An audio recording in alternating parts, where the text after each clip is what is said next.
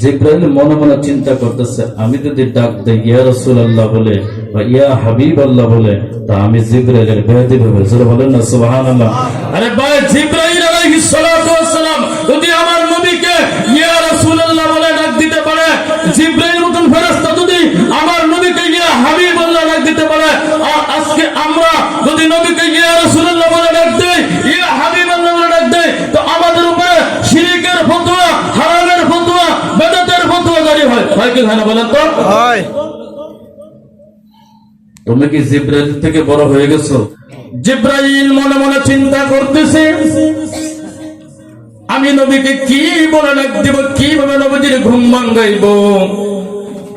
জিব্রাইল করতেছে, হাদিস শরীফ আছে, নবীদের যদি চক্ষু ঘুমাকে অন্তর চক্ষু ঘুমায় না।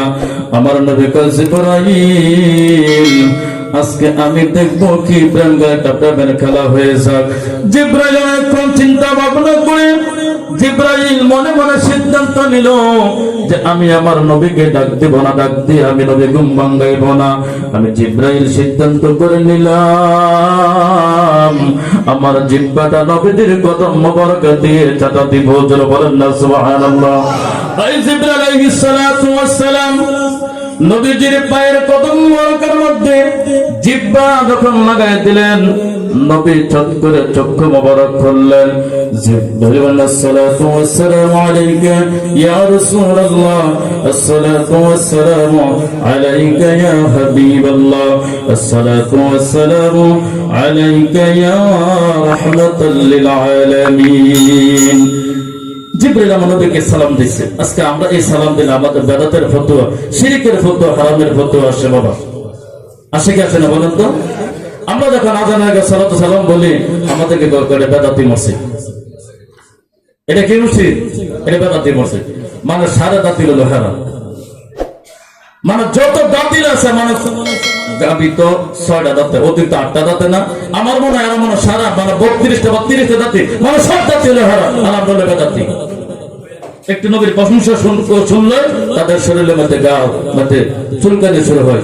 এলাকাতে দেখেন গরুর গোশত খাইলে মানে গরুকে খাওয়ান লাগে না, খালি দেখলে চুলকানি শুরু হয়ে যায়। দেখলে কি চুলকানি শুরু হয়ে যায়। তো দেখ মোহতারাম হাজরিন, ওইদিকে গেলাম না। জিব্রাইল আমার নবীকে যখন নিয়ে যাবেন, আমার নবীদের খাদেম হলো জিব্রাইল। যারা বলেন না সুবহানাল্লাহ। নবীদের এই মেরাজের সফর সঙ্গে হলো খাদেম হলো জিব্রাইল। আমার নবীজি বোরাকের আগে আর জিব্রাইল আমার নবীজি বোরাকের পিছনে। যারা বলেন না সুবহানাল্লাহ। উম্মে হানির ঘর থেকে গেলেন বাইতুল মুকাদ্দাসে। কোথায় গেলেন? বাইতুল মুকাদ্দাসে। সেখানে গিয়ে সকল নবী রাসূল কাতারবন্দি খাড়া। জিব্রাইল কয়, ইয়া রাসূলুল্লাহ, এখানে 2 রাকাত নামাজ পড়েন। সমস্ত নবী রাসূলগণ কাতারবন্দি হয়ে দাঁড়িয়ে রয়েছে। ইমামতি কে করবে? ইমামতি কে করবে? জিব্রাইল কয়, ইয়া রাসূলুল্লাহ, ইয়া হাবিবাল্লাহ, এই জামাতের একমাত্র ইমামের যোগ্য আপনি। এই জামাতের ইমামের যোগ্য একমাত্র আপনি। জিব্রাইল নবীজির হাত মোবারক ধরে ইমামের স্থানে দাঁড় করাইছে। যারা বলেন না সুবহানাল্লাহ।